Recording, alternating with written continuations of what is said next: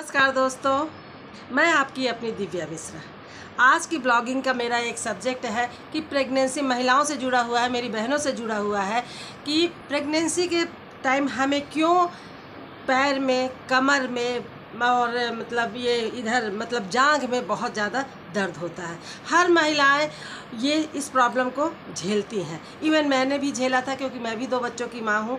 तो उस समय मैं डॉक्टर से कंसल्ट करी थी कि डॉक्टर साहब मुझे इतनी ज़्यादा प्रॉब्लम, मतलब इतना दर्द होता था ना कि मतलब मुझे 2 रोटी बनाना मुश्किल होती थी।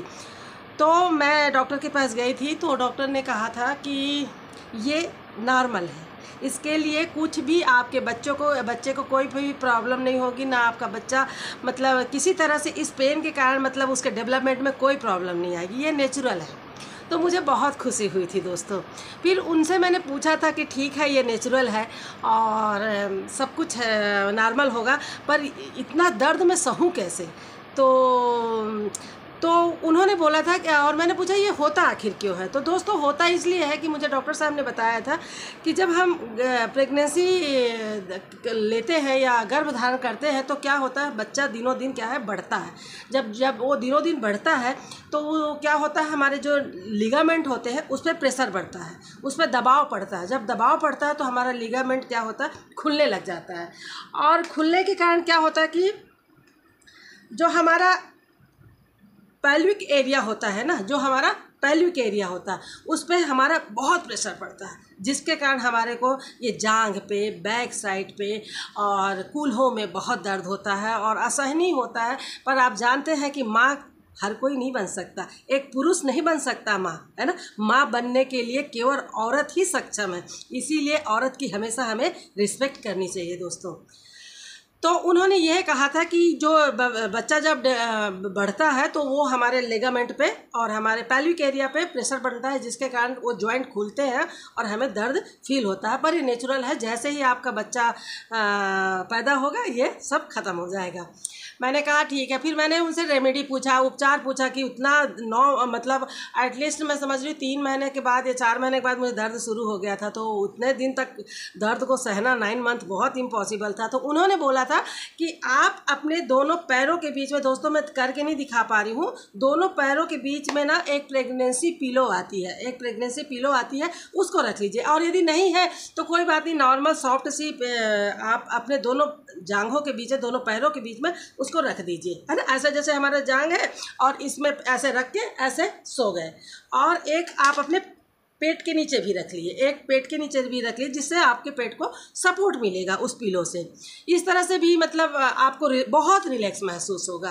पर यदि बाय द वे मुझे अनकंफर्टेबल लगता था, मुझे रात भर ना मतलब अजीब सा लगता था, तो फिर मुझे डॉक्टर साहब ने सेकंड बताया था कि आप ना ऐसा करना, लेफ्ट साइड बाईं ओर आप करवट लेके सोइएगा। बाईं ओर करवट लेके सोएंगे तो दोस्तों बहुत रिलीफ मिलती है।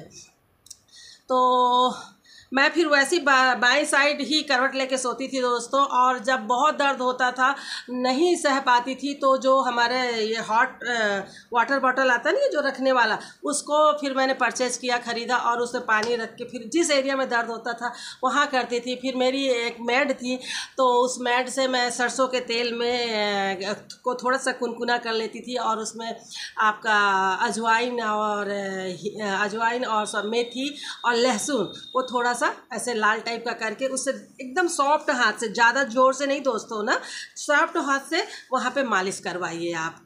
तो ये सब चीज़ों को करके मतलब मैं मुझे दोस्तों खांसी हो रही है, वेदर चेंज हो रहा है इधर दिल्ली का। तो इन चीज़ों को करके मैं 9th मंथ जैसे तैसे काटे थे दोस्तों। तो यदि आप भी इस प्रॉब्लम से यदि मेरी महिला मित्र सफ़र कर रही हैं तो ये जो है इसको आप करके कुछ हद तक आप अपना टाइम निकाल सकते हैं दोस्तों। और क्या है दोस्तों, फालतू मोड़ के मत बैठिए। जैसे हम आलती फालती मोड़ के बैठते हैं जब खाना खाते हैं, तो मैं क्योंकि ये वीडियो में मैं वैसे करके नहीं बता पा रही हूँ, कोई शूट करने वाला नहीं है मेरे पास। तो फालतू मार के मत बोलिए, जैसे बैठिए जैसे हम बैठते हैं खाना खाने के लिए, फालतू मार के मत बैठिए। बहुत देर तक खड़े मत रहिए, क्योंकि बहुत देर तक जब हम खड़े रहते हैं तो दोस्तों हमारे फिर वो लिगामेंट पे वो पूरे बच्चे का प्रेशर हमारे लिगामेंट में आता है, पेल्विक एरिया पे आता है और फिर हम दर्द से कराह उठते हैं। तो जितना पॉसिबल हो जहाँ दर्द आपको महसूस हो वहाँ पे चेयर रखिए और थोड़ी देर के लिए फिर बैठ जाइए, फिर खड़े होइए। काम तो करना ही है दोस्तों, क्योंकि हम लोग मतलब गृहिणी हैं तो हमें काम तो करना ही पड़ता है। तो चेयर रखिए, उस चेयर पे थोड़ी देर बैठ जाइए, फिर अपना काम करिए, मतलब कि है ना, इस तरह से। और जब भी आप बैठे तो जैसे हम जब नॉर्मल बैठते हैं तो कैसे दोनों पैर हमारे सटे हुए होते हैं दोस्तों। जब हम चेयर में या सोफ़ा में, बेड में जब हम बैठते हैं तो हमारे दोनों पैर क्या होते हैं, सटे हुए रहते हैं। तो जब हम प्रेगनेंसी धारण करते हैं या हम जब गर्भ धारण करते हैं और बच्चा बढ़ने लग जाता है तो हमें उस अवस्था में नहीं बैठना चाहिए। हमारे दोनों पैर के बीच में अच्छा खासा डिफरेंस होना चाहिए, माने अच्छा खासा गैप होना चाहिए, जिससे क्या होता है कि हम जो प्रेशर आता है बच्चे का वो दोनों में डिवाइड हो जाता है। जब दोनों में डिवाइड हो जाएगा तो हमारे लिगामेंट पे प्रेशर नहीं पड़ेगा, और जब प्रेशर नहीं पड़ेगा तो फिर हमको उतनी दर्द महसूस नहीं होगा दोस्तों। तो यही सब बातें थी दोस्तों कि जो मैंने महसूस किया था उस समय प्रेगनेंसी के समय। तो यदि आप भी इस प्रॉब्लम से जूझ रहे हैं तो ये मेरी वीडियो आपके लिए यूज़फुल हो सकती है। और इसी तरह से दोस्तों मतलब कि जो मैंने बताया वो सब आप फॉलो करिए, और मतलब बहुत हद तक आपको रिलीफ मिलेगा दोस्तों।